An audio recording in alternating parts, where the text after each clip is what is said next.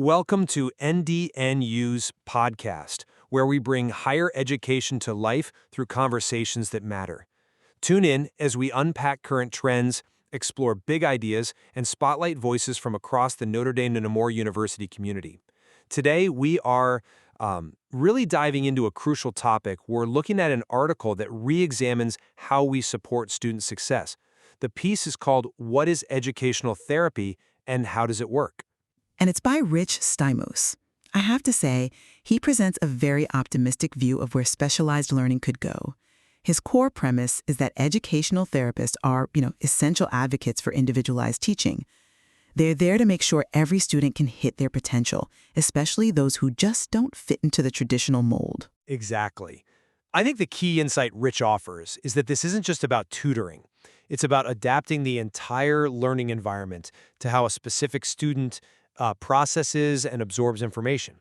It moves way beyond just academic scores to personalize the whole experience. And that vision of personalization is compelling, for sure. But I think we have to ask about the feasibility of it. Rich starts by defining holistic education, saying it's about meeting a student's emotional, social, ethical, and academic needs, all at once, and on their own timeline. Right, but that comprehensive approach is precisely its strength, isn't it?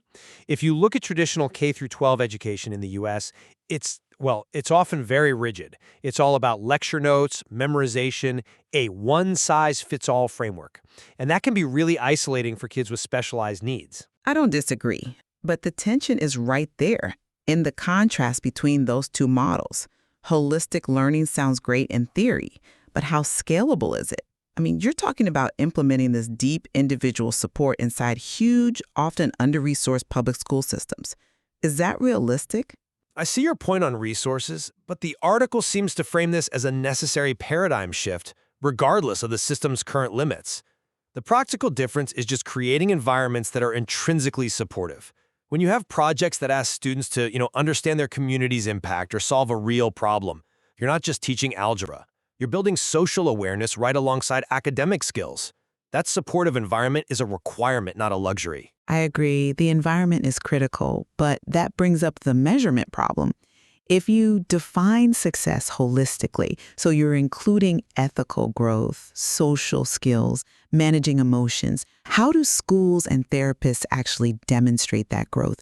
The traditional system, for all its flaws, has defined measurable outcomes. The very breadth of this holistic goal makes its efficacy, it makes it hard to track. And that's a huge hurdle for getting it adopted widely. Well, the tracking happens through the therapeutic work itself, which gets us into the actual scope of the practice. Educational therapy is defined as this strategic blend of educational and therapeutic practices. The whole goal is to help students overcome their unique learning challenges, and that process has to start with rigorous data collection. And that initial assessment phase is where the complexity really begins, isn't it? Rich details how therapists use individual assessments, observations, and interviews to build a complete profile of a student. That's a lot of upfront work. It has to be robust because the scope of what they're trying to develop is so wide. It goes past just academics, critical thinking, problem solving, better study habits. It also includes really essential social and emotional skills. The article points to empathy, clear communication, and emotion regulation. These are skills for life, not just for passing a test. They are absolutely valuable skills, but I think the expansive nature of the field creates a risk of scope creep. The article lists this huge range of issues they support: reading challenges, attention issues, math difficulties, spelling, organization, executive function disorders. To effectively address all of that under one professional umbrella requires an almost encyclopedic level of competence. I think that competence is managed through the collaborative effort that Rich details. An educational therapist isn't acting alone. They have to work closely with the student, the family, the teachers, and other specialists to create that individualized education plan, or IEP.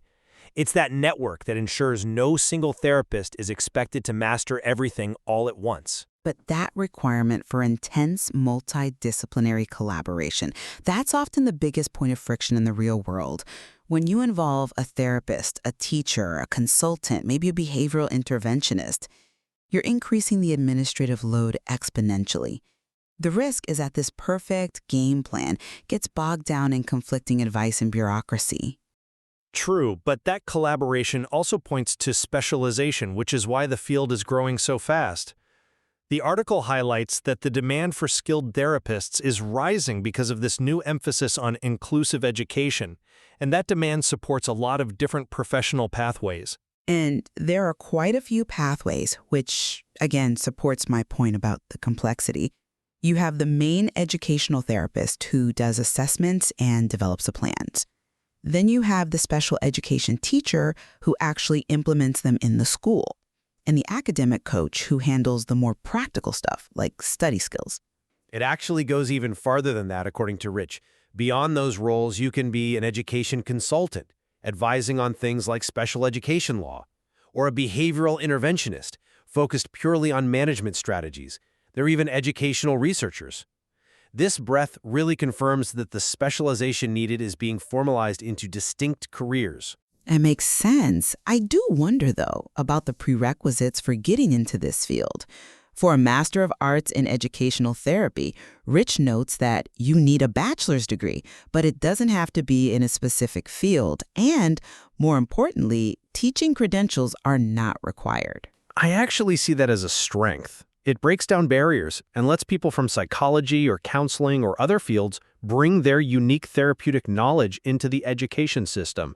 It makes sure the therapy half of the title is taken just as seriously as the educational half. Perhaps, but doesn't it also create a potential disconnect?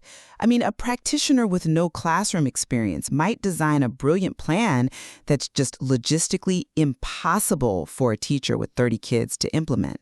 I just struggle with the idea that actual teaching experience isn't a required credential for a field trying to improve teaching.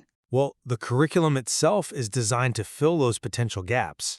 And as the article suggests, applicants have to weigh all those variables when choosing a program: part-time versus full-time, online versus in-person. That lets them pick a path that gives them the practical exposure they need.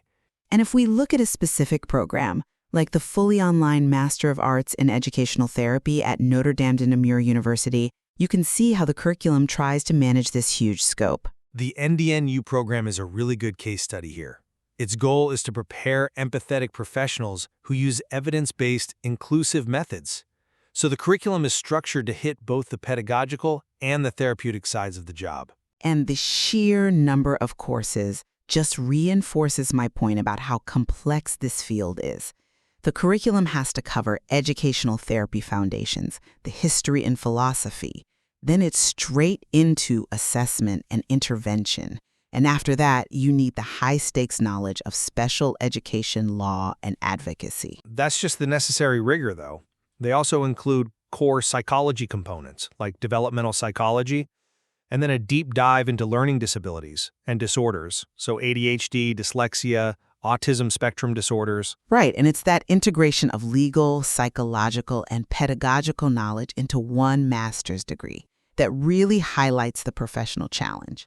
The final piece, collaborative consultation, demands top-tier communication skills for working with everyone involved. So the therapist has to be an educator, a psychologist, a case manager, and a legal advocate all at the same time. And that multifaceted training is what prepares them to work within the system and advocate effectively. The fact that the NDNU program is fully online and serves so many states just underscores the national demand for these kinds of comprehensive specialists. Ultimately, I think Rich Stamos is presenting a necessary paradigm shift.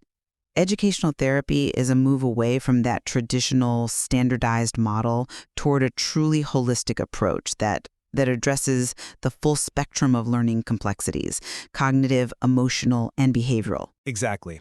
And while the practical challenges, resources, systemic inertia are significant, the value is undeniable. Programs that connect education and therapy are preparing graduates to make a real, lasting impact. They're helping foster safe, inclusive environments where every single student is given the tools they need to truly thrive. Thanks for joining us on the Notre Dame de Namur University podcast, where higher education meets real-world insight. If today's conversation inspired you to help students reach their full potential, explore NDNU's Master of Arts in Educational Therapy, a program designed for educators who want to make a lasting impact. Learn more at ndnu.edu or give us a call at 650-508-3600. Classes are enrolling now. See you next time.